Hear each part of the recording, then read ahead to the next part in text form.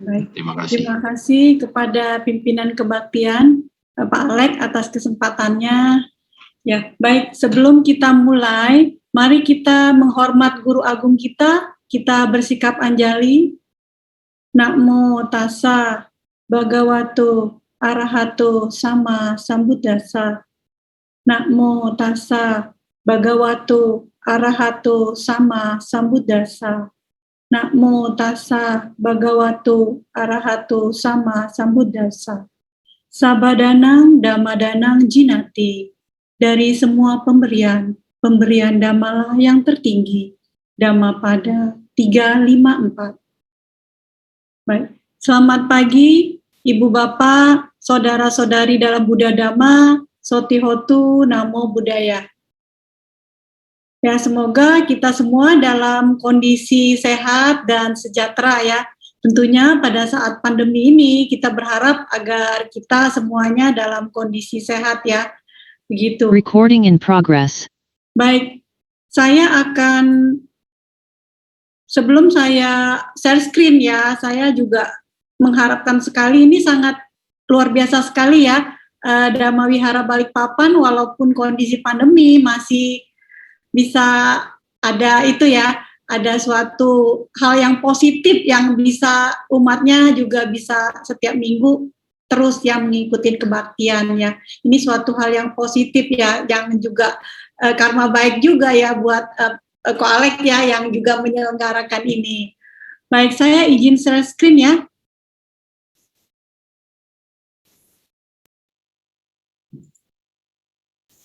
Sudah terlihat ya? Nah ya, baik, ini saya ingin memperkenalkan diri ya, kata orang kalau tak kenal maka tak sayang ya, jadi saya seorang pengusaha ya, saya pengusaha di bidang telekomunikasi dan juga pengusaha di bidang olahraga dan properti, kayak gitu. Jadi saya juga seorang Dhamma Duta ya, tentunya saya berbagi pada hari ini, saya seorang Dhamma Duta dan saya juga motivator Buddhis. Jadi saya senang ya menyemangati Buddhis untuk bisa lebih memaknai apa itu ajaran Buddhis ya. Dan saya juga seorang penulis buku ya.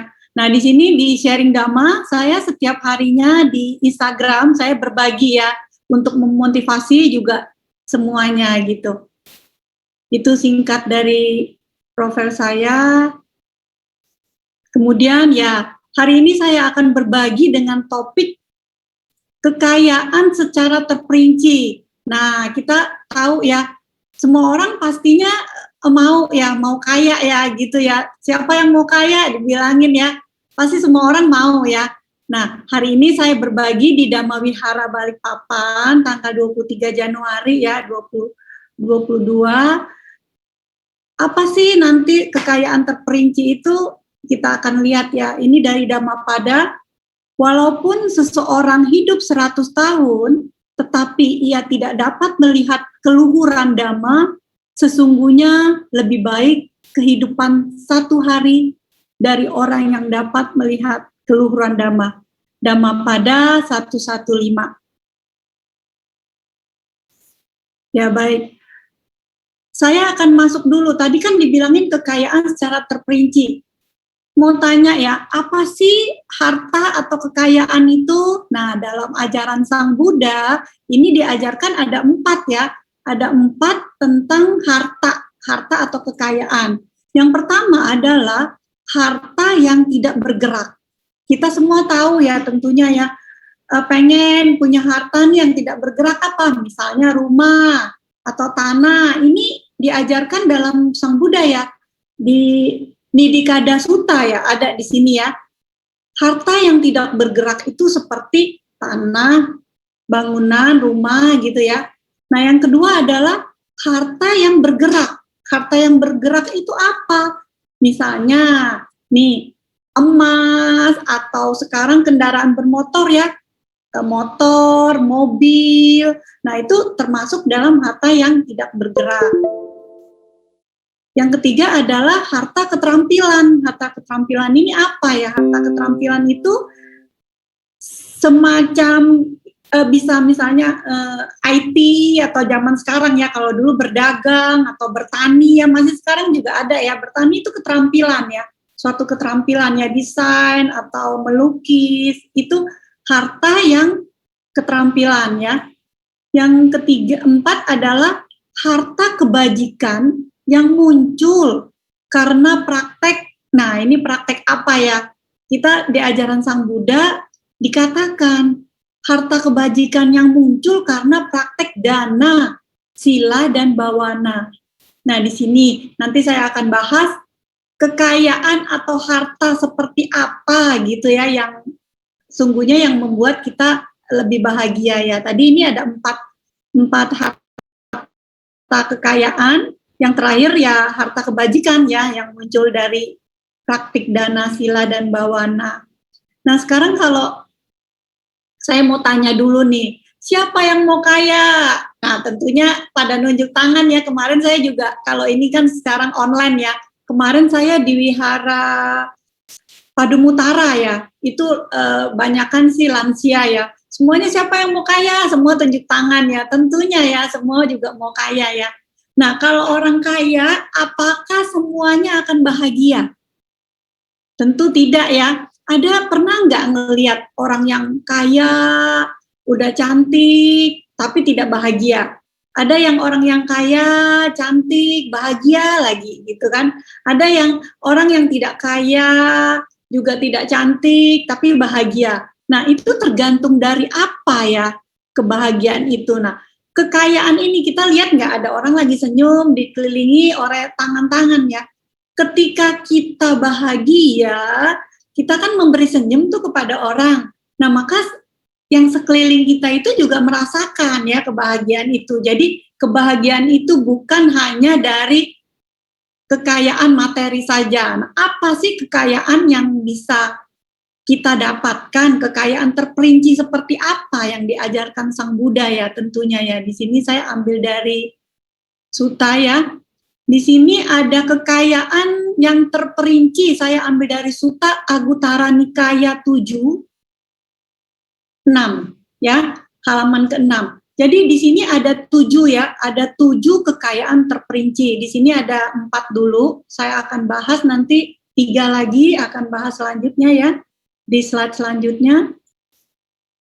Yang pertama adalah kekayaan keyakinan. Nah, di sini Sang Buddha katakan, kekayaan harta itu juga boleh ya, boleh kita miliki, tapi kekayaan secara terperinci yang dibahas di Anguttara Nikaya 7 ini adalah yang membuat kita itu bisa bahagia lebih ya, lebih dari harta yang materi begitu, kekayaan keyakinan ya. Yang pertama, nanti akan saya bahas satu persatu, ini saya lanjut dulu ya, kekayaan perilaku bermoral. Yang kedua adalah apa sih kekayaan perilaku bermoral? Nanti saya akan bahas. Yang ketiga adalah kekayaan rasa malu. Malunya apa ya? Malu berbuat tidak baik atau bagaimana ya? Nah, yang keempat adalah kekayaan rasa takut. Takut seperti apa? Nanti saya akan bahas satu persatu. Nah, yang pertama, tadi kekayaan keyakinan, pentingnya memiliki keyakinan. Kenapa dalam ajaran Sang Buddha dikatakan kekayaan yang pertama, yaitu kekayaan terperinci ini adalah kekayaan keyakinan. Kenapa kita penting ya memiliki keyakinan? Di sini kekayaan keyakinan dalam Anguttara Nikaya 4, 202 itu dikatakan, dan siapakah orang yang baik? Nah, dalam keyakinan aja dikatakan ya, siapakah orang yang baik? Orang yang baik adalah seseorang yang memiliki keyakinan, memiliki rasa malu dan rasa takut dan terpelajar, bersemangat, penuh perhatian dan bijaksana. Itulah yang disebut orang baik. Nah, dalam Anguttara Nikaya 4 halaman 202 ini dikatakan ya, orang baik itu harus mempunyai keyakinan gitu loh. Jadi kalau misalnya kita nih sebagai umat Buddha, perlu nggak sih memiliki keyakinan terhadap Buddha, Dhamma, dan Sangha? itu sangat perlu sekali ya. Ketika kita memiliki keyakinan, itu yang menjadi kekayaan kita, harta kita ya. Karena ketika kita memiliki keyakinan, kita juga akan melakukan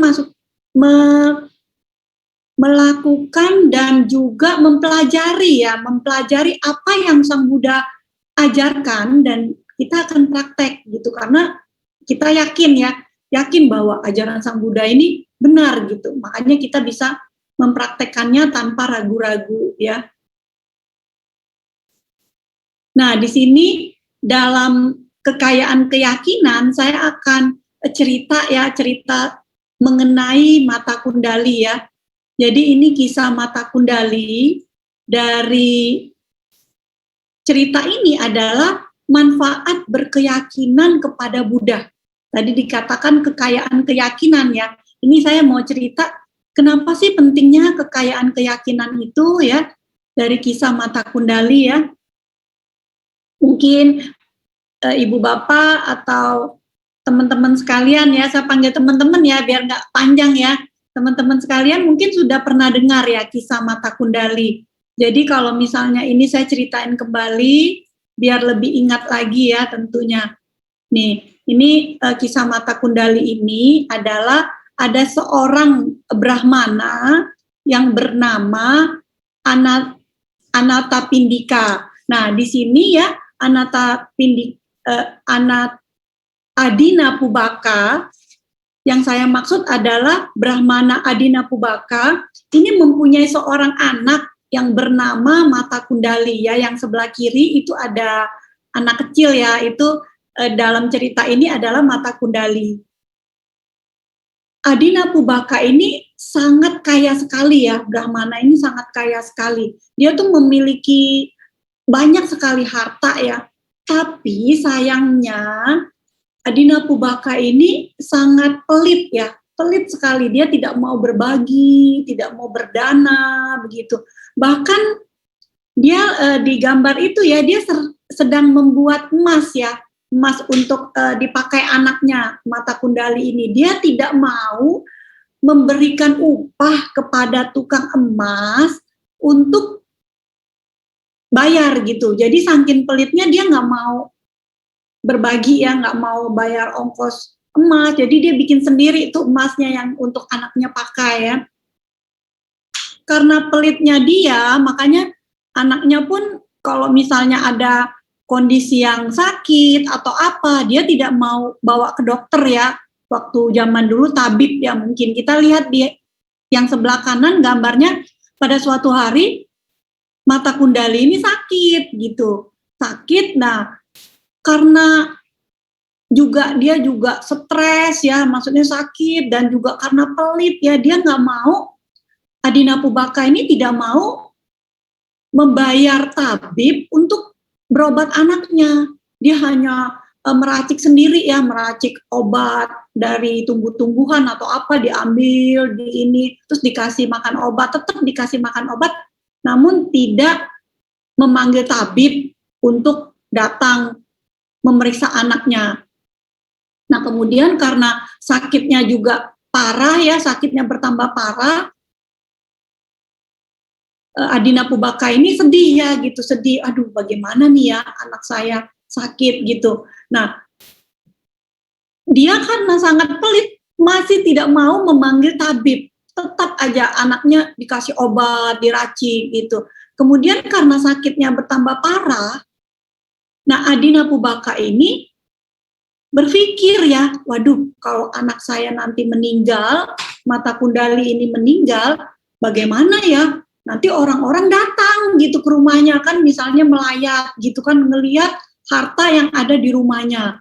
Nah, dia bahkan setelah berpikir begitu, anaknya ini dibawa keluar rumah. Biasa zaman dulu ada kayak balai-balai gitu ya, di depan rumah, ini gambarnya seperti itu. Jadi dia membawa Mata Kundali ini keluar rumah gitu, ditidurkan di depan rumah. Supaya apa? Supaya jika nanti Mata Kundali ini meninggal, ada orang yang tetangga datang, jadi melihatnya di depan rumah gitu, tidak masuk ke dalam. Dia takut kalau hartanya itu dilihat banyak orang gitu ya. Jadi tidak mau memberitahu bahwa dia ini kaya gitu, karena dia sangat pelit sekali gitu ya.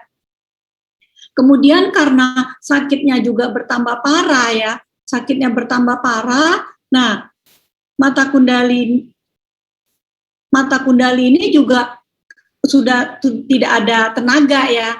Pada suatu hari Sang Buddha ini memang pindah patah berjalan gitu, berjalan menuju depan rumahnya Adinapubaka. Nah, Sang Buddha ini tahu ya dengan mata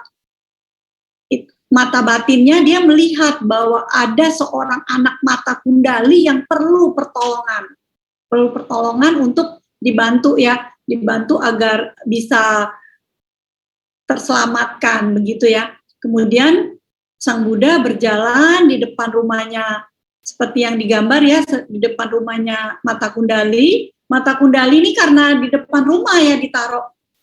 Tadi Brahmana Adinapubaka ini menaruh anaknya di depan rumah, kemudian Sang Buddha berjalan. Tapi karena mata kundalinya ini lemes ya, dia sakit gitu kan, nggak ngelihat. Sang Buddha akhirnya memberi sinar di kepalanya agar mata kundali melihatnya begitu. Itu digambar ini. Kemudian mata kundali yang lagi sakit dia terbangun melihat Sang Buddha gitu. Wah, sungguh cahayanya sungguh menakjubkan ya. Jadi dia benar-benar ketika melihat Sang Buddha, mata kundali ini timbul kepercayaan yang sangat mendalam ya kepada Sang Buddha ya, kepada Sang Buddha. Kemudian Sang Buddha berlalu dan mata kundali juga tertidur. Tidak lama kemudian setelah melihat Sang Buddha dengan keyakinan yang sangat mendalam, mata kundali ini akhirnya meninggal ya, karena penyakitnya sudah sangat parah sekali dan mata kundali meninggal dengan keyakinan yang sangat mendalam ya. Jadi di sini setelah meninggal karena mempunyai keyakinan yang sangat mendalam kepada Sang Buddha, akhirnya mata kundali ini terlahir di surga Tawatimsa. Begitu. Jadi ini dengan keyakinan saja loh di ajaran Sang Buddha ini pentingnya ya, mempunyai keyakinan dalam ajaran Sang Buddha. Di zaman dahulu aja mata kundali ini mempunyai keyakinan aja kepada Sang Buddha, dia terlahir di surga Tawatimsa. Nah, itu pentingnya juga pada saat cuti cita ya. Jadi pada saat sebelum kematian itu penting banget kita menjaga pikiran kita ya. Ini mata kundali pas saat dia mau meninggal itu dia mempunyai keyakinan dan juga ingat kepada Sang Buddha. Makanya dia terlahir di surga Tawatimsa ya. Akhirnya Sang Buddha tahu ya kalau sebenarnya ya mata kundali ini terlahir di surga ya. Akhirnya karena dia tahu ya ayahnya ini sangat pelit, dia memberitahukan ayahnya bahwa dia tuh udah terlahir di surga Tawatimsa, dan juga mata kundali ini menyarankan kepada ayahnya untuk berdana makanan kepada Sang Buddha ya. Akhirnya karena dia melihat anaknya sudah terlahir lagi di surga ya, dia mengikuti saran dari anaknya, dia memanggil Sang Buddha, berdana makanan kepada Sang Buddha, dan juga pada saat setelah berdana makanan, Sang Buddha membabarkan syair Dhammapada 1, yaitu pikiran adalah pelopor dari segala sesuatu. Pikiran adalah pemimpin. Pikiran adalah pembentuk. Bila seseorang berbicara atau berbuat dengan pikiran murni, maka kebahagiaan akan mengikutinya. Bagaikan bayang-bayang yang tak pernah meninggalkan bendanya. Nah, di sini kemudian setelah Sang Buddha membabarkan Dhamma berikut itu akhirnya Adinapubaka, Brahmana Adinapubaka ini mencapai kesucian Sotapanna dan juga banyak yang itu ya pengikutnya. Dan setelah mencapai Sotapanna, maka dia mempunyai keyakinan ayah dari mata kundali ini, yaitu Brahmana Adinapubaka ini mempunyai keyakinan, dan kemudian sebagian hartanya bahkan seluruhnya ya didanakan kepada yang membutuhkan. Wihara juga banyak orang-orang yang membutuhkannya. Nah, di sini sangat bagus sekali ya, karena keyakinan itu sangat penting ya, sangat penting untuk bisa kita mempunyai suatu tindakan agar bisa bermanfaat ya untuk banyak orang. Nah, baik, di sini ada dari Sutta Nipata 28 ya. Saya senang sekali mengutip dari Sutta, karena dari Sutta ini banyak sekali hal-hal yang sangat bermanfaat ya, yang tentunya mungkin kita belum sempat membaca, atau karena saya sudah membaca, saya bagikan gitu ya pada saat sharing ya. Yang pertama adalah mempraktekkan dharma sesuai dharma, yaitu dengan apa? Dengan ketekunan ya. Mempraktekkan dharma itu seperti apa? Nah, misalnya kita sebagai umat rumah tangga ya, kita mempraktekkan dhamma dengan menjalankan 5 sila ya. 5 sila tentu saja ibu bapak teman-teman semua tahu ya. Saya nggak bahas di sini mengenai Pancasila, nanti nggak cukup ya waktunya ya. Yang kedua adalah menolong orang lain untuk menyeberang. Nih, dalam Sutta Nipata ini ada dikatakan, ketika kita sudah mempraktekkan dhamma, kita juga kuat akan dhamma, kita bisa menolong orang ya untuk menyeberang ya, dalam arti gini. Misalnya kita punya suatu yang bisa kita bagikan, misalnya kita bisa bermeditasi nih, kita juga bisa ngajar meditasi. Misalnya kita bisa dhamma ya, kita juga bisa berbagi dhamma gitu, menolong dalam arti menolong kapan saja ya, kapan saja, di mana saja, tidak membatasi waktu. Misalnya ada teman kita yang lagi kesusahan, mau curhat ke kita, boleh ya, kita menolong dengan mendengarkan ya, berdana telinga ya. Kita berdana telinga kepada teman kita yang memerlukan pertolongan, itu juga termasuk menolong orang ya. Kemudian yang ketiga adalah memiliki dharma yang tak tergoyahkan. Nah, di sini apa sih yang tak tergoyahkan itu? Yaitu ya mempunyai keyakinan. Keyakinan yang tadi dibilangin keyakinan, kekayaan keyakinan yang pertama ya.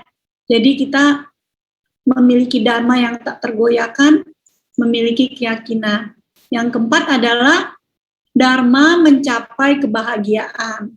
Nah, ketika kita sudah memiliki keyakinan dhamma yang tak tergoyahkan, maka kita juga merasa tenang ya, damai begitu ya.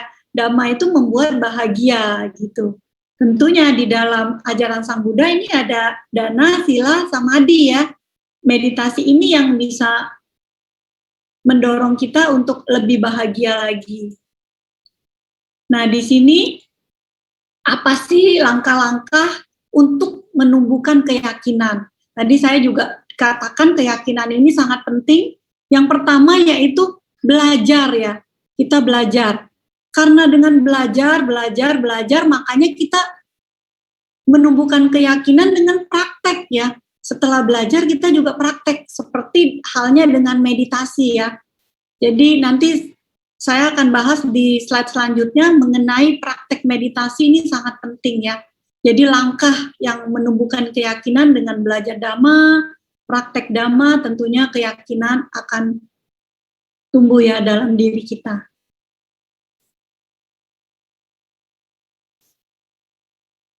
Nah, itu tadi kekayaan yang pertama adalah kekayaan keyakinan. Yang kedua adalah kekayaan perilaku bermoral. Apa sih kekayaan perilaku bermoral itu? Yaitu ketika seseorang menjalankan sila gitu kan. Ini tadi yang saya bilang tidak bahas ya, saya juga di sini tidak bahas mengenai perilaku bermoral sila. Mungkin saya akan bahas di sila yang keempat ya. Sila yang keempat ini suka-suka kita kadang nggak bisa gimana ya, kita nggak mengontrol ucapan kita hingga kita menghindari. Di dalam sutta ternyata sila keempat ini terdiri dari apa? Yang pertama adalah ucapan bohong. Jadi bukan kalau dibilangin kan saya menghindari ucapan yang tidak benar, dalam arti ucapan bohong yang pertama ya. Yang kedua adalah ucapan memecah belah. Ini dari sutta ya. Jadi sila keempat ini yang kedua itu memecah belah, dalam arti gini. Kita misalnya ada temen nih, temen yang cerita ke kita, oh iya tadi tuh temen si A gini-gini. Nah si B cerita ke kita, ketika si A sudah ngomong, kita ngomong lagi nih ke si B gitu. Tadi tuh si A ngomongin kamu tuh gini-gini. Nah itu termasuk memecah belah ya. Jadi kita tidak boleh, kalau bisa menghindari hal begitu ya. Jadi ini termasuk dalam sila keempat. Yang ketiga adalah menghindari ucapan kasar. Jadi ucapan kasar itu misalnya marah-marah gitu kan. Kalau orang marah-marah gimana sih mukanya, cepet keriput ya, cepet keriput dan juga kayak serem gitu mukanya ya. Jadi kalau bisa kita selalu ucapan yang baik gitu kan. Tentunya banyak orang yang suka ya kalau dengan ucapan baik. Yang keempat adalah gosip atau omong kosong. Nah ini juga termasuk ya. Kita misalnya nih zaman sekarang nih kan pandemi ya, pandemi kita suka ada orang broadcast yang buat orang yang takut gitu ya, misalnya nih ada vaksin yang ketiga booster dibilangin gini, aduh booster belum tentu bermanfaat loh atau apa loh. Nah kalau misalnya kita belum tahu nih peristiwanya seperti apa, kita jangan sembarangan broadcast ya di WA ya, WA grup ya, WAG. Karena jempol kita ini bisa bikin orang juga cemas gitu ya. Jadi ini termasuk omong kosong gitu. Jadi kalau beritanya yang kita belum tahu pasti, kita jangan sembarangan broadcast ya. Ini termasuk pelanggaran sila keempat. Gitu ya, sila keempat. Jadi jempol kita ini, kita nggak ngomong sih, cuman pakai jempol gitu kan. Pakai jempol, broadcast ke WA group dan membuat orang khawatir, membuat orang cemas, itu termasuk pelanggaran. Jadi di sini karena gosip omong kosong, kita tuh nggak tahu beritanya itu benar atau enggak, kita main broadcast aja ya, itu termasuk juga pelanggarannya. Jadi di sini termasuk kekayaan perilaku bermoral. Nah ini ya yang kedua ya, kekayaan perilaku bermoral ya. Yang ketiga tadi adalah kekayaan rasa malu. Nah, di sini apa sih kekayaan rasa malu? Yaitu malu terhadap perbuatan buruk melalui pikiran, ucapan, dan jasmani. Jadi kita ini sebagai umat Buddha merasa malu ya. Aduh malu deh kalau saya nanti ketahuan berbuat tidak baik atau saya mencuri gitu kan, pelanggaran sila kedua tadi ya. Jadi saya malu gitu. Nah ini termasuk kekayaan loh dalam ajaran Sang Buddha. Kekayaan yang terperinci yang ketiga yaitu punya rasa malu gitu. Jadi kita ini kalau misalnya nih ada ini aja ya, HP temen ya, temen kita lagi ke toilet, dia nitip tas ke kita gitu, nih titip tasnya, tiba-tiba HP-nya bunyi. Kita mau lihat gitu. Nah itu termasuk juga pelanggaran ya, karena itu bukan milik kita gitu. Nanti tunggu aja dia kalau udah selesai dari toilet ya kita kasih tahu kalau ada handphone bunyi gitu. Jangan kita main ambil aja, kita lihat gitu. Itu termasuk pelanggaran rasa malu ini ya. Jadi perbuatan buruk melalui pikiran, ucapan, dan jasmani ya, itu termasuk dalam kekayaan rasa malu ya. Nah, yang keempat adalah kekayaan rasa takut. Apa sih kekayaan rasa takut itu? Yang pertama adalah takut terhadap perbuatan salah. Jadi kalau kita salah nih, kita mencuri, berarti kita salah kan? Nah itu kita merasa takut ya, takut nih nanti kalau ketahuan bagaimana ya, takut kalau misalnya nanti di penjara atau gimana gitu kan kalau perbuatan yang salah ya, dalam mencuri ya. Takut terhadap perbuatan buruk melalui pikiran, ucapan, dan perbuatan. Nah, di sini kita mempunyai rasa takut, dibilangin hiri dan otapa ya. Jadi kita tuh kayaknya takut kalau misalnya kita berbuat yang tidak benar lah gitu, ucapan bohong atau mencuri gitu. Itu kita punya rasa takut ya. Jadi ini sangat bagus sekali ketika kita punya rasa takut, tentunya kita tidak melakukannya gitu ya. Jadi rasa takut ini membuat suatu benteng buat kita agar kita tidak melakukan perbuatan yang salah. Nah, yang ketiga adalah takut memperoleh kualitas-kualitas yang tidak bermanfaat, yang buruk. Jadi dalam hal ini misalnya kita takut nih nanti karmanya kita terima sendiri gitu ya. Jadi misalnya kita nanam mangga, buahnya tentu mangga kan, nggak mungkin kalau kita nanam mangga buahnya nanas gitu. Nah ini termasuk ya kualitas yang tidak bermanfaat, yang buruk. Jadi apa yang kita tanam itu yang akan kita petik, termasuk dalam kekayaan rasa takut ya di sini. Baik, nah di sini tadi lanjutan ya, tadi ada 4 ya, kekayaan secara terperinci itu ada 4. Sekarang saya masuk yang kelima, 6, dan 7. Ya, di sini ada kekayaan yang kelima adalah kekayaan pembelajaran. Yang keenam adalah kekayaan kedermawanan. Yang ketujuh adalah kekayaan kebijaksanaan. Ini dalam Anggutara Nikaya 7 halaman 6 itu dikatakan ada 7 ini ya. Saya akan bahas satu persatu mengenai kekayaan pembelajaran. Ini ada suatu. Ini ada video ya, video kita tonton dulu bersama ya untuk dalam kekayaan pembelajaran ya.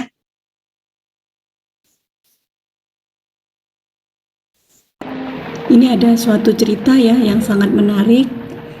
Impian seorang anak ingin menerbangkan pesawat dan meletakkan bintang di atas awan agar berguna untuk banyak orang. Tapi ketika dia gagal dan diketahui ibunya, dia malah takut ya. Takutnya ibunya tidak mendukung dia, malah marah gitu kan. Nah akhirnya ketika dia didukung oleh ibunya, dia juga lebih semangat ya, lebih semangat untuk mencapai apa yang dia impikan. Tapi ketika dalam meraih impian itu tentunya ada rintangan dan halangan ya yang datang, dan tapi anaknya itu tetap berusaha untuk mencapai impiannya itu bagaimana caranya. Dan dengan dukungan ibunya tentunya dia akan lebih bersemangat ya, lebih bersemangat dan juga tidak putus asa ketika melihat teman-temannya yang sudah jauh ya di atas awan, dia masih berusaha. Dalam meraih impian tentunya banyak tantangan, rintangan yang dihadapi. Namun kita harus tetap berpikir positif ya, bagaimana caranya dalam meraih impian itu. Dan ketika kita berpikir positif, tentunya ada hal-hal yang membuat kita bisa meraih apa yang kita impikan. Nah, di sini anak ini bersama ibunya berusaha kembali menerbangkan pesawatnya, dan apa yang dia impikan ditunjuk di sana gitu. Dan ternyata terakhirnya dia berhasil menerbangkan pesawat.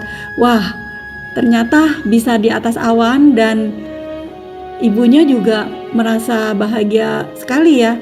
Di sini ketika sampai di atas awan, dan anak pun harus ingat apa tujuan akhirnya, yaitu mengambil bintang dan menerbangkan dan meletakkan bintang itu di atas awan.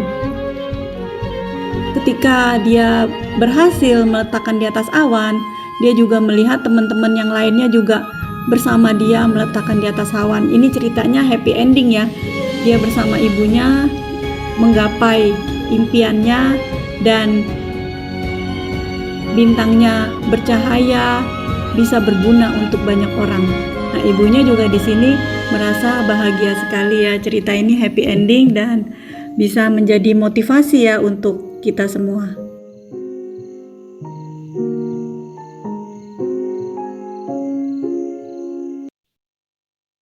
Ya, baik Ibu Bapak, teman-teman, ini satu cerita yang juga termasuk kekayaan pembelajaran ya. Jadi di sini kita diajarkan bagaimana kita tidak putus asa jika kita ada suatu rintangan atau tantangan dalam kehidupan ini. Kita tentu berusaha melakukan yang terbaik agar kita juga dapat memperoleh kekayaan pembelajaran seperti yang disampaikan Sang Buddha ya. Untuk slide selanjutnya yaitu kekayaan pembelajaran. Nah, di sini tadi saya udah kasih video satu ya, yang buat bisa membangkitkan semangat ya, motivasi ya buat kita ya. Di sini kekayaan pembelajaran itu adalah banyak belajar, mengingat, mengumpulkan data yang dipelajari. Jadi di sini ketika kita sudah banyak belajar ya, kita juga mengingat ya apa yang kita pelajarin itu kita ingat gitu, kita juga mengumpulkan apa yang telah kita pelajari. Nah, Sang Buddha itu mengajarkan kita khotbahnya atau apa yang diajarkan Sang Buddha itu indah pada awalnya, indah pada pertengahan, dan indah pada akhirnya. Jadi kita juga bersemangat ya ketika mendengarkan Dhamma Sang Buddha, itu yang diajarkan seperti itu ya. Yang kedua, dalam kehidupan spiritual yang lengkap dan murni sempurna ya. Kita diajarkan Sang Buddha, kehidupan spiritual ini seperti apa, yaitu dengan pembelajaran, dengan bermeditasi ya. Bermeditasi. Nah, ajaran dipelajari, diingat, dilafal, diselidiki dengan pikiran. Itu yang dikatakan kekayaan pembelajaran. Ya, di sini tentu saja kekayaan pembelajaran ini perlunya motivasi ya, semangat dari kita agar bisa memotivasi kita untuk mendapatkan kekayaan pembelajaran ini. Nah, di dalam kekayaan pembelajaran ini dikatakan ditebus melalui pandangan. Pandangan itu seperti apa? Nah, ini dalam ajaran Sang Buddha ya, dikatakan ditebus melalui pandangan, yaitu dengan meditasi ya. Meditasi ya. Jadi kekayaan ditebus dengan pandangan ini yaitu dengan bermeditasi. Jadi kita juga belajar, juga perlunya praktek ya. Praktek untuk mendapatkan suatu pandangan ya. Pandangan.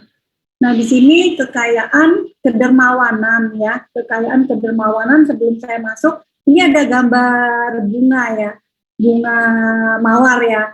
Saya ingin mempersembahkan kepada adik-adik wanita atau ibu-ibu ya, tante-tante yang walaupun secara virtual, online, saya ingin mempersembahkan secara virtual ya, mohon diterima ya, walaupun secara virtual. Ini persembahan saya yang dari hati saya yang paling dalam gitu ya, bagi adik-adik wanita yang suka bunga ya tentunya ya. Kenapa saya ambil dengan bunga mawar? Karena bunga mawar ini bunga mawar ini berduri ya, berduri. Kalau misalnya kita tidak dengan hati-hati, itu dengan dibilangin, kalau di meditasi dibilangin sapi ya, perhatian. Kita bisa terluka nggak jarinya? Bisa ya, kalau setangkai doang, ini kan udah dibungkus ya. Kalau ada bunga yang setangkai kita diberi orang, kita itu perlu dengan hati-hati. Nah, ini termasuk dalam juga kekayaan pembelajaran dan kekayaan kedermawanan ya. saya mempersembahkan ini ya termasuk kekayaan kedermawanan ya, untuk berbagi walaupun secara virtual ya, saya ingin berbagi bunga ya gitu ya. Nah, dalam kekayaan kedermawanan, apa aja yang termasuk dalam kekayaan kedermawanan? Pikiran hampa dari noda kekikiran. Jadi kalau misalnya orang yang dermawan, berarti pikirannya itu disingkirkan ya, noda kekikirannya itu ya, tidak bisa dimunculkan, makanya bisa menjadi dermawan gitu ya. Dermawan dengan bebas. Jadi kalau misalnya dia sudah pikirannya itu hampa dari kepikiran, maka dia bebasnya itu dalam arti tidak ada halangan gitu. Dermawannya itu tidak ada halangan, jadi dia memberi dengan benar-benar sukarela gitu ya, bertangan terbuka. Jadi ketika memberi kan ada yang misalnya kita gini ya, kalau berdana wihara ini contoh aja nih, contoh ya. Misalnya kita mau berdana, pernah nggak sih kita punya uang 100.000 warna merah, biru gitu, hijau gitu, kita dalam pikiran kita, aduh kasih nggak ya merah gitu, pernah nggak kayak gitu? Pernah ya. Nah saya juga pernah seperti itu ya. Jadi ketika kita mau berdana itu dengan tangan terbuka tuh ikhlas ya. Jadi kalau misalnya kita punya dana 100.000 ya jangan kita kasihkan semua. Misalnya kita mikir, aduh nanti pulangnya ongkosnya naik apa gitu kan. Jadi kita berdana dengan sesuai kemampuan, tangan terbuka ya. Jadi jangan menyesal ya, ketika sudah berdana itu jangan menyesal. Karena dananya itu nanti tidak maksimal ya tentunya ya. Nah, bersenang dalam melepas, ini termasuk kekayaan kedermawanan. Kita itu senang loh, senang dalam arti berdana loh, berdana itu senang gitu. Jadi misalnya tadi dana wihara punya 100.000, 50.000, kita mau danain yang mana dengan melepas ya. Jadi jangan, aduh pulang-pulang nyesel gitu, aduh tadi kenapa ya saya kasih 100.000, pulangnya saya nggak punya ongkos nih gitu kan. Itu juga harus dengan bijaksana ya tentunya ya, berdana ya. Nah, dengan menekuni derma. Jadi di sini ada sangkut pautnya ya dari noda kekikiran itu. Jadi apa sih manfaatnya kita berderma ini? Nah, itu kita tekunin ya. Jadi ketika kita berdana itu udah tahu gitu, oh iya manfaatnya seperti ini. Jadi ketika berdana juga dengan bahagia ya, bersenang dalam memberi dan berbagi. Karena ketika kita happy dalam berbagi itu, dana yang kita danakan itu maksimal gitu. Jadi tidak separuh-paruh ya, tanggung ya dibilangin. Ketika berdana, sebelum berdana udah senang, pas berdana senang, selesai berdana menyesal. Nah itu yang membuat dananya itu tidak maksimal ya. Jadi kalau bisa berdana itu harus dengan maksimal, dan kekayaan kedermawanan ini akan membuat kita juga bisa mendapatkan karma baik ya dari tindakan kita ya. Saya lanjut, nah ini ada gambar saya Vipassana. Yang tadi saya bilang Vipassana ini adalah meditasi ya, praktek meditasi. Jadi kita pergi ke suatu tempat, ini kebetulan di Bandung ya, dengan Ayah Santini. Jadi kita tuh retret ya, Vipassana itu retret bersama 10 hari gitu di dalam. Nah, ini adalah bisa dalam pengembangan dari pandangan tadi ya, Vipassana pandangan terang ya. Jadi ketika kita mempraktekkan meditasi ini, kita bisa mendapatkan suatu praktek pandangan terang yang membuat kita juga bisa mengkondisikan diri kita juga bisa lebih baik ya gitu ya.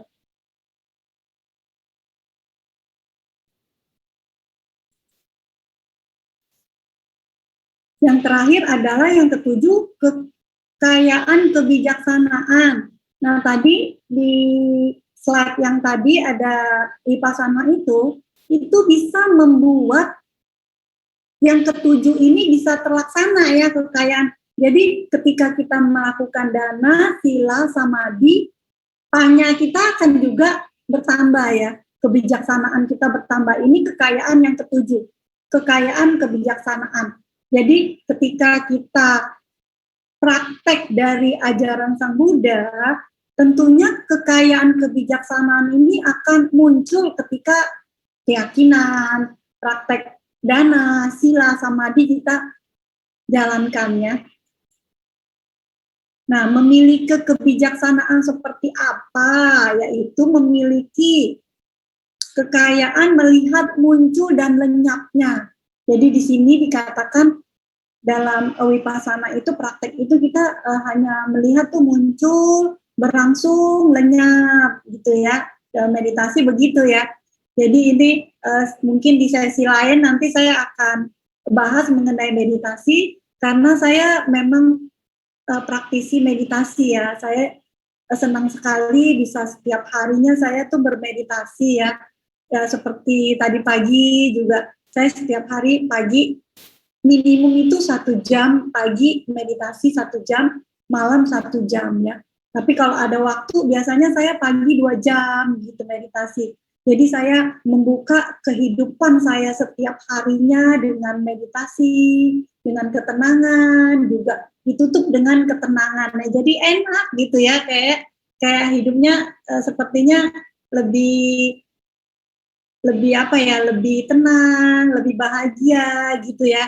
Jadi saya juga menganjurkan ya kepada ibu bapak, teman-teman semua di sini untuk juga bisa berlatih ya, karena ini termasuk dalam kekayaan yang ketujuh ya, kekayaan yang ketujuh ya. Nah, yaitu menebus dan mengarah menuju kehancuran penderitaan sepenuhnya. Apa yang dimaksud menebus, mengarah menuju kehancuran penderitaan sepenuhnya? Yaitu ketika kita bisa mencapai nibbana, dalam arti juga mencapai tingkat kesucian tertentu juga bisa ya, misalnya Sotapanna, Sakadagami, Anagami, dan Arahat ya tentunya ya. Di sini termasuk dalam kekayaan kebijaksanaan yang menebus dan mengarah menuju kehancurannya penderitaan sepenuhnya. Jadi kita ini kan hidup di menjadi manusia ini sebagai putujana kan kita penderitaan ya sebenarnya ya ini ya, makanya dikatakan menuju kehancuran penderitaan sepenuhnya. Nah, ini slide saya yang terakhir ya. Dari Dhammapada 102, daripada 1000 bait syair yang tidak bermanfaat adalah lebih baik satu kata dhamma yang dapat memberikan kedamaian kepada pendengarnya. Baik, demikian sharing dhamma saya pagi hari ini. Semoga bisa bermanfaat. Nanti mungkin sesi tanya jawab ya. Sabe sata bawantu sukitata. Semoga semua makhluk berbahagia. Saya kembalikan kepada pimpinan kebaktian ya, Pak Alek ya. Terima kasih. Anumodana Ibu Yuliana atas dhamma yang sudah disampaikan tadi ya. Dan seperti saya sampaikan di awal, mari kita bagi ada yang mau bertanya ya, sebelum sesi Dhamma Desana ini kita tutup ya, saya persilakan bisa langsung buka aja mic-nya atau bisa juga ketik di kolom chat, dipersilakan ya. Namun sambil menunggu Ibu Yuli ya, saya mungkin pengen mengenal lebih jauh sedikit ya dengan Ibu ya. Ini juga pertemuan kita pertama ya, dan ini kita lakukan secara virtual juga. Nah,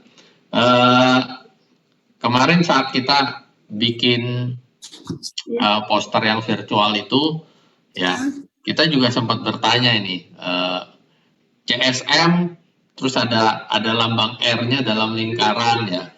Itu juga kita bertanya ini maksudnya apa ya? Biasanya kan C dalam lingkaran ya, copyright ya. Yang ini R gitu ya.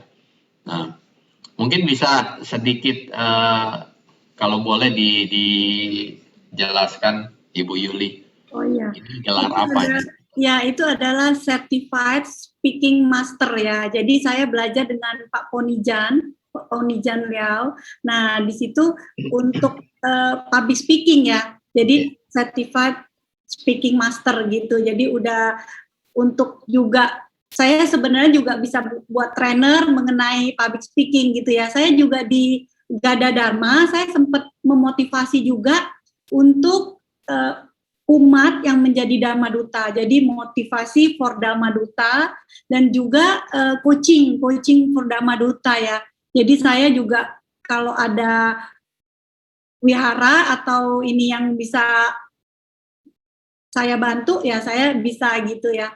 Itu tujuan saya sih untuk mengembangkan Buddha Dhamma agar anak-anak muda ataupun bagi orang yang sudah berumur juga boleh ya, maksudnya ya tidak menutup kemungkinan gitu ya, kalau memang punya bakat dan bisa sharing ya itu sangat bagus sekali ya. Karena dalam ajaran Sang Buddha kan dana dhamma adalah dana yang tertinggi gitu ya. Nah itu makanya saya juga ketika ada wihara atau organisasi apa yang mengundang saya sangat senang sekali ya saya berbagi karena saya senang membaca sutta juga kebetulan. Nah beberapa sharing saya itu banyak kan kalau misalnya di wihara Ayah Santini ya, saya suka di Ayah bilang gini, kalau bisa Bu Yuli dari Sutta gitu ya. Udah saya langsung bawakan Sutta karena memang saya suka banget baca Sutta ya. Saya setiap hari itu baca Sutta. Jadi saya ketika berbagi Sutta lebih nyaman malah gitu.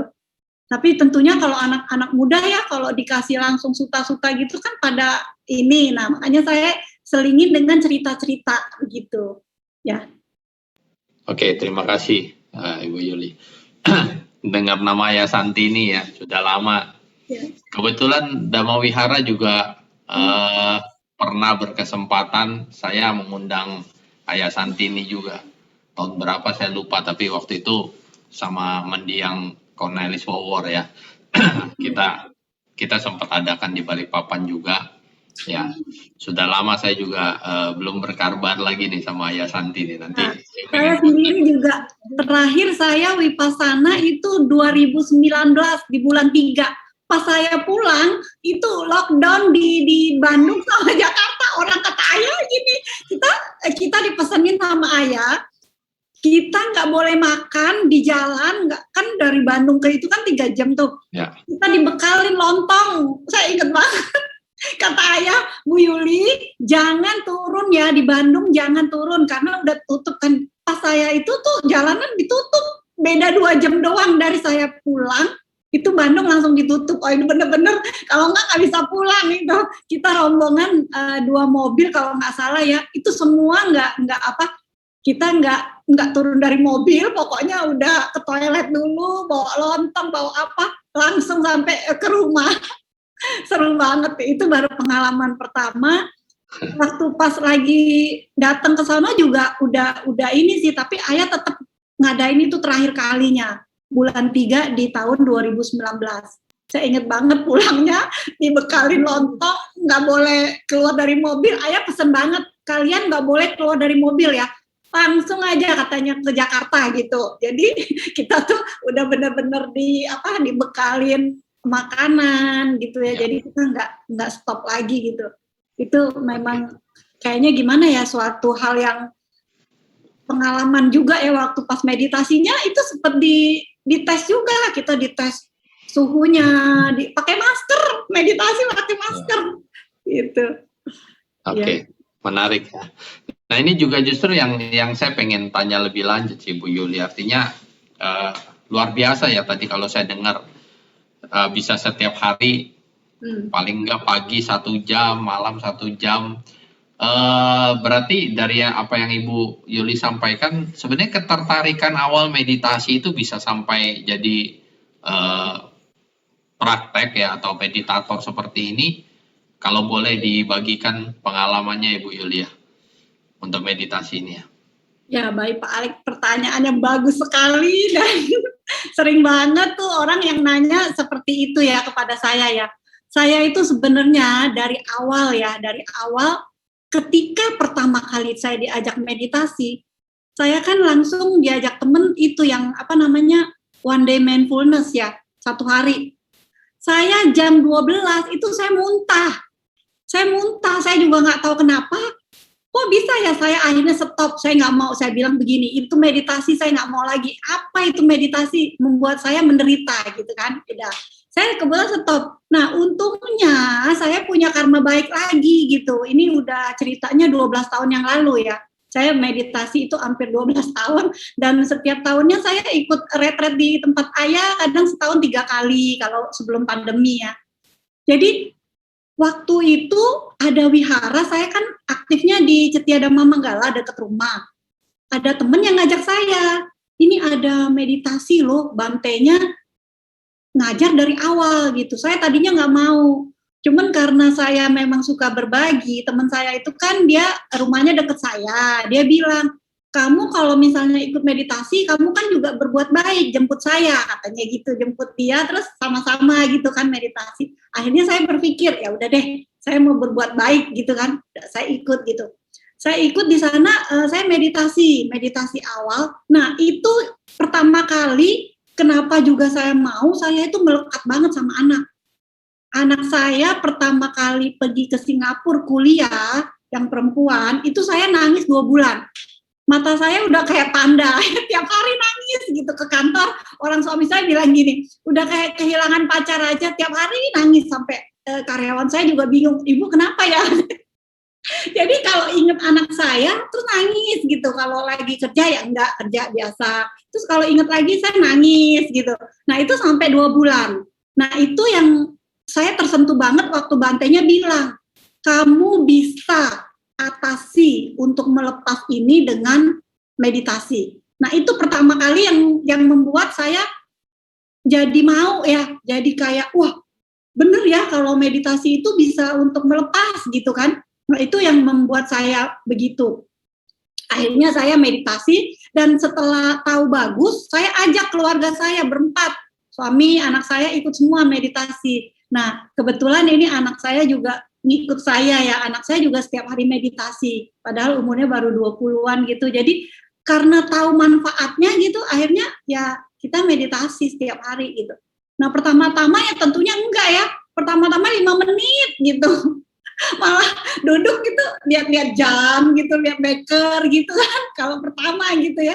Terus akhirnya kemudian ya gitu terus ke tempat ayah gitu latihan kemudian bisa jadi setengah jam akhirnya 1 jam. Nah pada saat pandemi ini baru mulai 2 jam saya pagi, kebanyakan sih 2 jam udah hampir.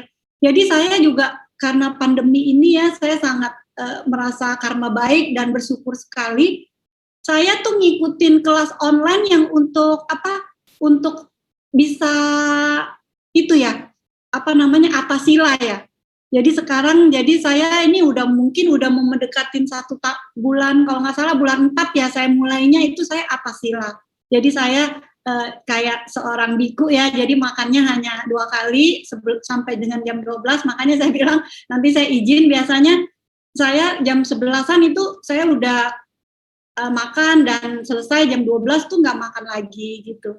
Itu sih saya jalanin seperti itu. Nah, ketika saya jalanin meditasi itu manfaatnya kelihatan diri saya gitu. Saya merasa, wah, mulai tadinya kan 2 bulan nangis.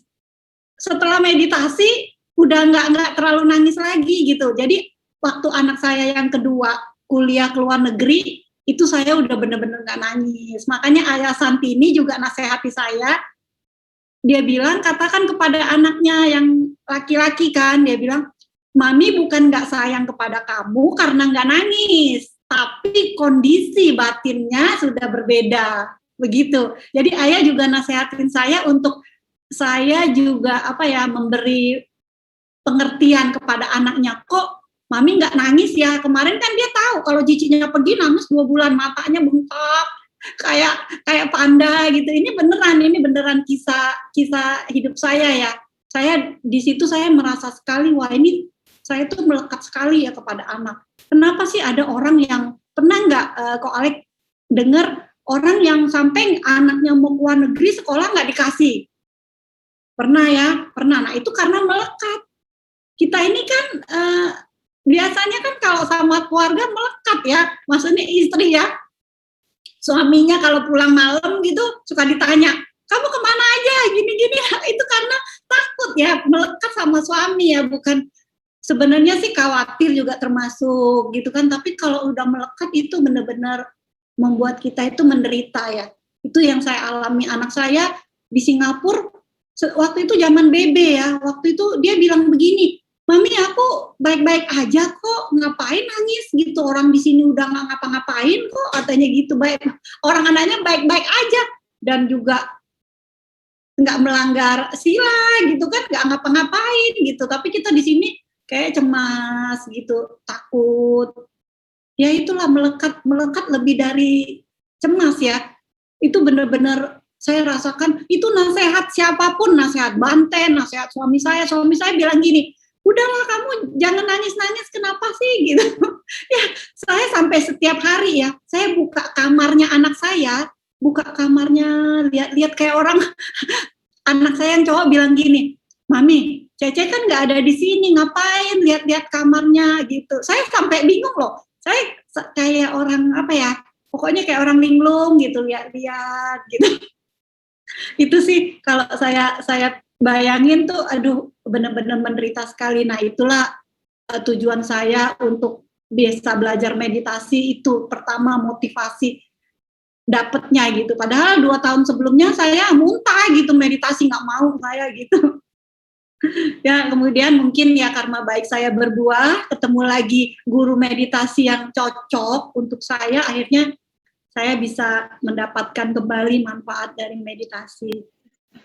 Oke. Terima kasih. Ini ada pertanyaan masuk di kolom chat ya. Sotioto, Bu, tadi sempat nyimak meditasi pagi hari kadang sampai 2 jam. Iya, luar biasa memang. Metode yang dipakai itu Vipassana Bawana ya? Pertanyaannya seperti itu. Terima kasih. Ya, terima kasih ya Saudara Hardi ya Hardi, ini. Ya.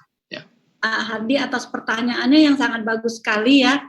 Saya ya benar sekali. Saya itu meditasi Vipassana. Jadi pertama belajar itu memang langsung masuk ke Vipassana.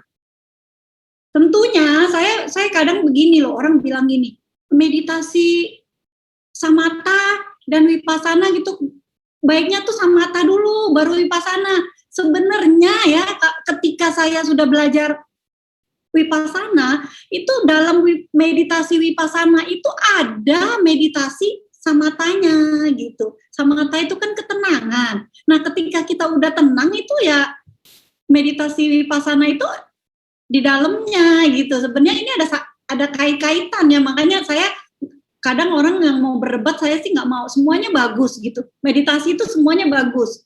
Jadi bagaimana cocoknya kita. Tapi dalam ajaran Sang Buddha, tentunya Vipassana ini ada kaitannya dengan samatha ya gitu. Saya meditasinya samatha. Nah, ini juga saya sih ya nggak berbohong juga ya.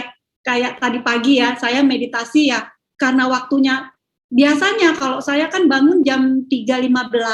Nah, itu selesainya jam 5.15. Saya itu meditasi kadang 2 jam itu nggak gerak sama sekali. Itu yang saya juga merasa ketika kita meditasinya diam, nggak gerak, itu kemajuan kita akan ini ya, karena kita tuh belajar sabar di situ ya. Kenapa dibilangin orang, oh sok-sok banget sih nggak gerak, itu bukan begitu gitu. Jadi nggak gerak itu ada maknanya gitu loh. Kita diajarkan untuk sabar gitu, diajarkan untuk bisa disiplin gitu. Jadi itu manfaatnya nanti di kehidupan sehari-hari kita merasa bahwa wah ini benar loh, bisa membuat diri kita itu bisa maju gitu. Kalau saya coba mempertajam pertanyaan tadi ya Ibu Yuli, intinya ketika setiap pagi Ibu Yuli meditasi itu diawali dengan samantha berarti ya, walaupun nanti perkembangannya itu Vipassana muncul sendiri atau gimana? Enggak, saya langsung ke Vipassana. Oke, Vipassana ya. Jadi langsung ke Vipassana, tapi tentunya di dalam Vipassana itu pastinya nanti kan ada kan fokus. Biasa kan Vipassana tuh mengamati semua kejadian fenomena itu batin dan jasmani ya. Nah, itu semua kita amati dan kenapa dibilangin ada samatanya? Pastinya dengan ketenangan itu ya mengamati satu objek itu gitu nantinya gitu. Oke, paham. Nah, melanjutkan pertanyaan tadi juga, kalau pagi hari itu meditasinya dilakukan di langsung di tempat tidur karena bangun atau ke tempat khusus gitu? Nah, saya melakukannya karena saya kebetulan punya altar ya. Jadi saya bangun, ya ke toilet dulu, minum-minum, terus bersih-bersih, baru ke altar gitu. Nah, kita namaskara. Setelah meditasi, saya membacakan yaitu puasa itu sila gitu. Jadi saya hari ini saya mengambil 8 sila sebagai praktek puasa atau apa. Nah, kalau hari ini kan saya 6 sila karena saya kan make up gitu, dandan gitu kan. Nah, kalau biasanya kalau misalnya memang saya ke kantor juga kadang ya 6 gitu. Jadi praktek 6 ini kan termasuk yang makan gitu kan, nggak makan tengah hari. Kalau 8 ya kita kan nggak dandan, nggak pakai perhiasan atau apa gitu. Itu sih kalau hari ini saya menjalankan 6 latihan sila. Nah, itu juga dianjurkan Bante, saya nanya boleh gitu. Jadi kita misalnya kita nih perumah tangga nih masih belum bisa misalnya kan ke kantor atau apa ya 6 dulu boleh. Tapi kan kita udah 6 ini kan kita ikut yang tidak makan tengah hari gitu. Pastinya sampai 6 gitu, sampai ke 6. Jadi kalau misalnya ada waktu ya jadi 8 gitu. Oke. Terima kasih sekali lagi. Apakah ada yang mau bertanya? Masih? Mungkin Bisa dari langsung. itu tadi Saudara Andri udah jelas ya? Udah jelas atau masih ada yang perlu diperjelas lagi, pertajam lagi, dipersilakan loh ya. Nah, tadi itu juga sebenarnya secara nggak langsung Ibu Yuli juga udah singgung karena ketika kita ngomong atasila ya seperti yang dijalanin ya, itu kan yaitu tidak bersolek ya. Oke, Hardi udah jelas, thank you. Ya. Jadi tidak bersolek, terus juga kalau nggak salah tidak nonton pertunjukan ya, yang satunya ya, Bu Yuli ya. Itu jadi kita misalnya kita tidak melihat tontonan yang tidak sesuai atau nyanyian. Nah, di sini misalnya ya ada yang juga bertanya kemarin kalau nyanyian itu termasuk nggak kayak yang nyanyi Buddhis itu ya, itu misalnya kita liamking atau apa ya boleh ya, itu tentunya bukan nyanyian yang menghibur, misalnya nyanyian yang lain gitu, dangdut atau apa gitu ya. Nah, ini dalam ajaran Sang Buddha itu boleh gitu dikatakan seperti itu. Iya, sebenarnya lebih ke arah mungkin orang akan bertanya ya, kenapa ya kok itu jadi sesuatu yang dihindari, bersolek dengan yang pertunjukan itu. Mungkin itu yang Ibu perlu ini ya. Itu iya bagus sekali ya pertanyaan. Itu ternyata mempengaruhi. Jadi gini, ketika kita tidak mendengarkan mendengarkan hal-hal yang gitu ya, batin kita ini lebih terkondisi gitu loh. Kalau misalnya kita nonton gitu, kadang kan kita fokusnya jadi kacau gitu. Maksudnya fokus, misalnya ada nggak sih orang yang nonton film drakor nih sampai nangis gitu kan?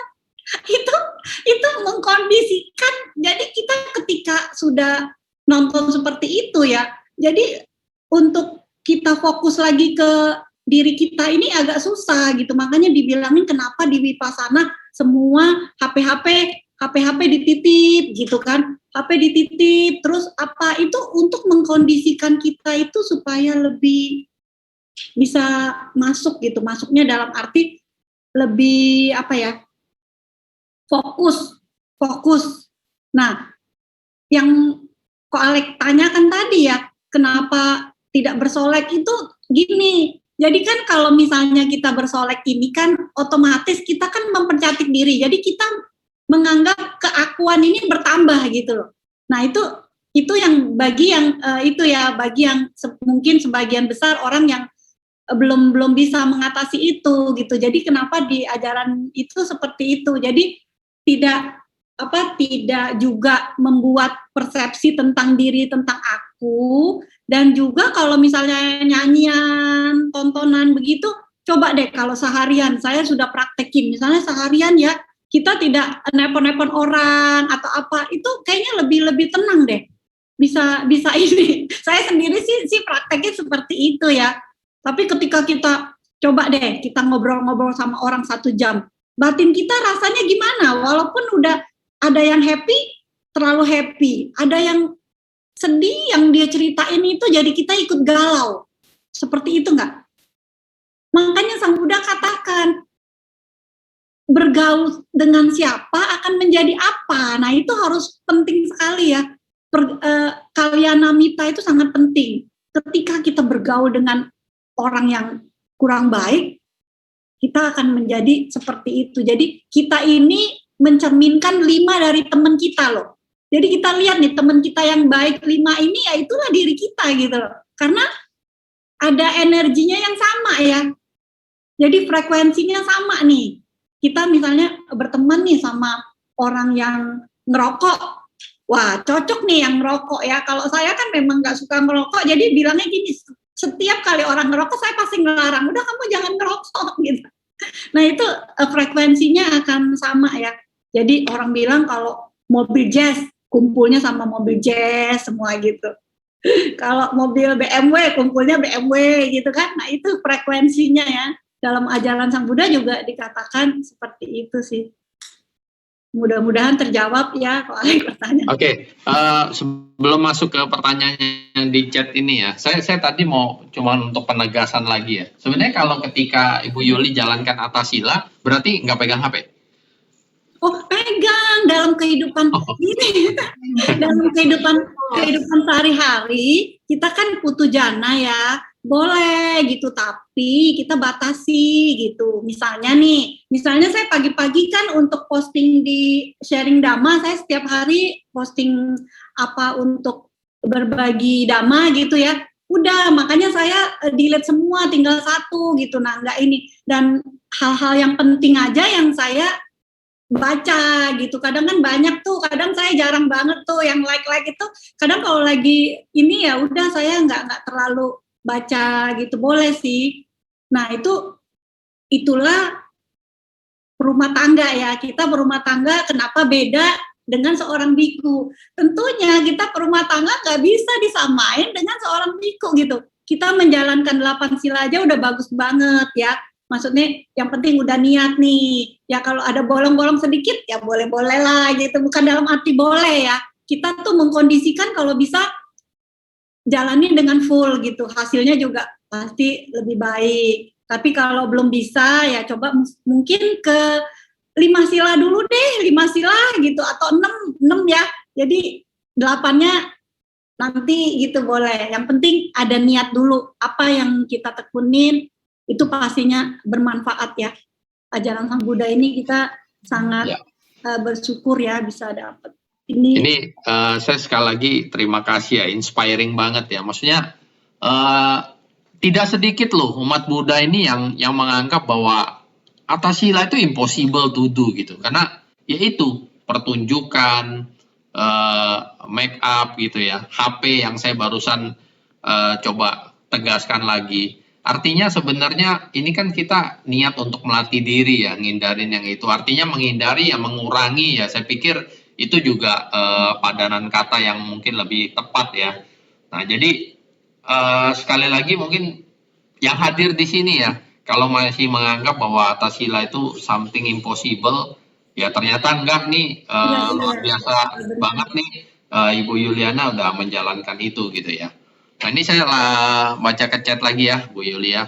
Saya mungkin bisa tambahin sedikit ya, menghindari dalam arti gini ya, kita juga sebagai umat rumah tangga menjalankan 5 sila, kita sering nggak sih melanggar? Masih sering ya, misalnya pembunuhan. Saya ya malah menganjurkan mbak-mbak saya di rumah ada semut, ada apa, mbak jangan dibunuh. Sekarang mbaknya udah tahu loh, mama saya tuh malah nggak bunuh. Sekarang kita di rumah tuh nyamuk atau mbaknya semua nggak bunuh. Jadi udah diusir aja gitu. Jadi pakai sapu gitu. Ya saya ngajarin mbak jangan dibunuh. Kenapa non gitu. Udah pokoknya jangan dibunuh. Kamu akan dapat karma baik nanti. Oh gitu ya. Iya gitu. Jadi dia juga Menghindari itu dalam arti gini, kita kalau misalnya udah terlanjur ya kita ngomong, saya memaafkan diri saya sendiri, bisa kayak gitu. Jadi kita, oh ya kita mau berlatih lagi untuk lebih maju gitu, bukan berarti kita nggak bisa gitu. Ya, Oke, gitu oke. kan. Ya. Oke, paham. Ini saya lanjut ke chat karena waktu kita sudah ini ya. Oke, Sukiotu, saya ada pernah membaca riwayat seorang Bante ya, almarhum, bahwa melaksanakan kekayaan melepas kekayaan mungkin ya. Ya. Si Bante sering mengalami cemoohan ataupun si Bante merasa sudah benar melakukan tugasnya, namun guru si Bante merasa beliau salah melulu mengerjakannya, selalu merasa bersalah lah intinya ya. Ada saja di luar diri Bante yang harus sering mengklarifikasi ke sesama Bante lainnya yang sering menuduh beliau yang bukan-bukan. Apakah karena di dunia harus kuat mental akan praktek melepas itu dan banyak tantangannya. Oh, jadi seolah-olah apa yang kita lakukan ini kok selalu salah terus ya gitu. Apakah memang begitu nih dunianya nih ketika kita pengen menjalankan pasti harus mempersiapkan mental yang kuat gitu. Terima kasih. Ya, aduh bagus sekali ya ini pertanyaannya ya dari Cahyadi ya, terima kasih. Ini saudara Cahyadi. Saya jawab ya. Jadi gini, sebelum saya jawab saya jelaskan dulu ya. Kenapa sih ada seorang yang selalu dicemooh? Kenapa gitu kan? Pertama, yaitu kita ini karma adalah perbuatan ya. Perbuatan yang kita lakukan itu mungkin dulu-dulu berbuahnya sekarang gitu. Walaupun sekarang ini kita udah berbuat baik gitu. Jadi jangan anggap kita udah berbuat baik, kita udah melakukan yang terbaik, kok bisa ya masih menimpa saya gitu kan. Itu yang pertama yang diingat, yaitu karma itu kapan berbuahnya tuh nggak tahu. Mungkin kehidupan ini, kehidupan yang lalu gitu kan berbuahnya sekarang gitu. Itu yang dibilangin kenapa mengalami cemoohan ya. Nah yang ini, kenapa? Nah sering menuduh apakah di dunia ini mental harus kuat. Dalam arti gini, soal mental itu adalah batin ya urusannya ya. Jadi ketika kita batinnya sudah kesadaran kita kuat nih, orang mau marahin kita nih ya. Kalau kesadaran kita kuat, kita tahu nih kita dimarahin, ya udah diemin aja. Marah, udah lepas gitu. Yang rugi siapa? Bukan diri kita. Kadang kita nih gini ya, dimarahin orang ya. Aduh, keselnya sampai berhari-hari. Yang marahin kita aja udah lepas gitu kan. Yang rugi siapa? Diri kita. Orang dia ngomong sekali kok kita setahun ngingetnya gitu kan. Nah ini dalam arti bukan kuat mental ya, itu kesadaran. Jadi ketika kita meditasi itu tujuannya meningkatkan kesadaran. Kesadaran kita kuat, itu apapun yang kita hadapi ya lewat gitu. Mentalnya juga udah pasti kuat ya.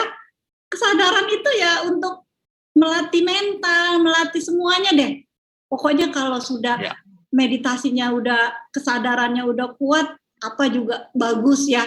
Maksudnya kita menjadi hidup lebih damai, bahagia tentunya.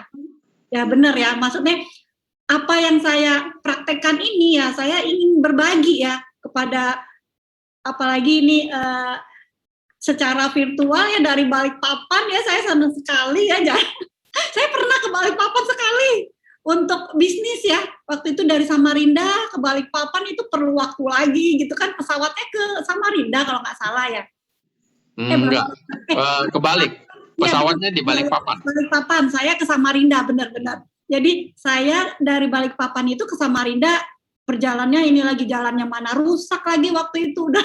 Sekarang ada tol, Bu. Sekarang ada tol. Ya mungkin itu udah hampir 10 tahun yang lalu lah ya.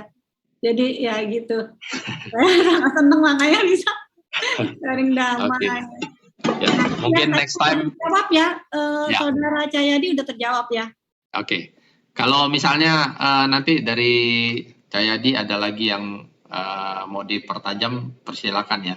Ini dari Hardi lagi, mungkin boleh share apa ada sesi meditasi secara online. Nah, ada Bu Yuli. Tentunya ada ya, banyak ya. Ini terima kasih ya Cahyadi, terima kasih.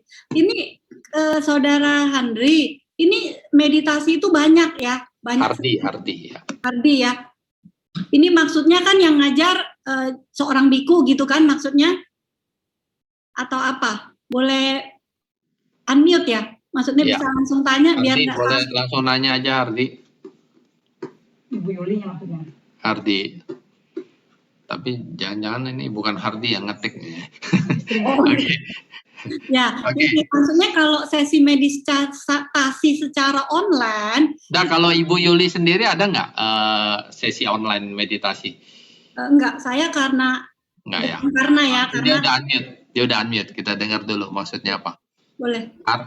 Online bersama biku boleh atau mungkin tokoh-tokoh Buddhis lah yang Oke. yang bagus. Bebas. Ya. Nih, saya ada ya. Ini jadi dari web www.kalyanamita.com. Jadi kamu buka di sana, ada jadwal-jadwal sesi meditasi yang rutin. Bisa lihat ya di sana ya, www.kalyanamita.com. Jadi kalau misalnya mau itu ada yang rutin juga setiap hari. Nanti saya juga bisa share atau buka di ini nih, Bante Atadiro. Nah, itu juga melakukan meditasi rutin ya. Atau di Yasati juga boleh ada. Nah, kalau saya sendiri, saya pernah ngikut itu Bante Nyanasila. Jadi ini maunya Theravada atau yang ini ya. Kalau saya sih gini, kenapa saya seperti Romo Tony ya, mungkin Ko Alek tahu ya, kan maksudnya pandita. Sebenarnya saya ini udah 5 tahun yang lalu sih udah belajar untuk menjadi pandita ya, tinggal pakai baju aja. Cuman saya berpikir begini, kalau saya pakai baju kuning itu biasanya suka tahu lah ya di tempat Mahayana atau apa itu nggak bisa. Jadi saya mau meluas non sekte gitu. Saya Mahayana juga boleh, Theravada boleh apa. Nah, tapi saya prinsipnya itu adalah Theravada sebenarnya. Makanya saya banyak belajar tentang suta-suta itu dari saya udah ikut bimbingan untuk yang Lembaga Budi itu udah 5 tahun yang lalu, udah lulus gitu, ijazahnya juga udah ada gitu. Tinggal, tapi saya bilang nanti saya ini, karena saya sendiri di Budayana saya bimbingan pra-perkawinan gitu. Ya, jadi saya juga udah belajarnya juga kebetulan online kemarin 2 bulan. Jadi sampai dengan ini setahun tuh 4 kali saya diundang untuk bimbingan perkawinan di DKI Jakarta ya. Jadi sampai Desember jadwal saya udah ada untuk bimbingan perkawinan kebetulan. Nah gitu. Mantap. Jadi untuk yang meditasi ya, nanti bisa cek di web itu ya, www.kalyanamita.com. Nah, di situ ada. Sekarang boleh cek deh, di situ ada jadwal rutin gitu, meditasi rutin ada gitu. Atau boleh juga buka di YouTube ya. Di YouTube kamu buka aja, klik misalnya Bante siapa meditasi. Nah, nanti kebetulan nih misalnya saya dapat gitu ya. Ada yang tentang meditasi. Nah, kalau mau ini ya saya tulis ya Pak Paria, sebentar ya. Ada masuk juga ke grup, nanti ada Bante Nyanasila di situ Paria Punati nih. Paria Punati. Nih, kamu bisa buka di Instagram Paria Punati Indonesia. Nah, di situ Bante mengajari meditasi secara online loh. Itu ini banget. Jadi ada kursus agama Buddha juga, ada meditasinya juga setiap minggu sekali. Misalnya mau ikut Atasila nih, kita kan nggak bisa. Nah, ikut online sama Bante. Ada jadwalnya. Ini bagus banget nih Paria Punati. Ya. Jadi kita tuh dibimbing sama Bante setiap minggu jam 7 sampai jam 9. Kita duduk nih Zoom, dikasih tahu caranya. Nanti kita buat catatan, lapor ke Bantenya. Itu bisa apa untuk Atasila ya, Atasila meditasi gitu. Ini bagus sekali pertanyaannya, jadi bisa nanti umat yang di sini kalau yang berniat bisa ngikut ya. Gitu. Bantenya Bante ya. Ini ya Nyanasila ya, tuh Bante Nyanasila. Ya. Sekali lagi terima kasih, ini infonya berguna sekali ya. Atau Hardi kalau mau setiap hari ya nanti virtual sama Bu Yuli aja setiap pagi ya. Iya, iya, tapi diam-diam gitu, diam-diam orangnya. Kalau Bercanda, nanti Bu. sebenarnya saya juga dibilangin Ayah Belum Santini. bangun, Bu. Oh, belum bangun. Belum bangun. Enggak, sebenarnya saya di Ayah Santini juga udah bilang saya boleh mengajar. Kalau memang mau nanti Dhamma Wihara mau saya ngajar meditasi, saya juga bisa. Saya juga udah bawakan sih di beberapa ini pernah gitu, tapi nggak sering karena saya berpikir kan mungkin Bante atau Bikuni yang lebih cocok ya, maksudnya lebih kalau saya di iniin juga bisa sih saya karena gimana ya, meditasi itu adalah sebenarnya kita itu ini ya, apa misalnya gini, kita udah dapet nih caranya ya. Kita tuh sebenarnya kalau udah dapet caranya udah bisa gitu sendiri gitu. Yang penting itu caranya gitu loh. Kayak dibilangin apa ya? Kayak seperti jalan lah. Makanya dibilangin kalau kita sudah kesadaran kita kuat nih, kita tuh udah nggak bakalan males lagi, udah jadi terarah gitu. Jadi main kita ini, pikiran kita ini, oh jam segini saya harus bangun gitu. Bener-bener bangun meditasi gitu. Enak deh beneran. Enak beneran enggak. Saya juga sejak pandemi ya teman-teman juga bilang gini, kok kamu maksudnya kan kalau biasa nih sebelum pandemi saya malah muka ya facial apa gitu kan, pas pandemi ini nggak ngapa-ngapain gitu kan, bahasanya di rumah aja, kok mukanya malah lebih cerah gitu. Nah itu karena meditasi, beneran karena meditasi. Orang-orang bilangin, oh karena meditasi. Iya salah satunya bisa kayak begitu gitu. Mantap, luar biasa. Oke.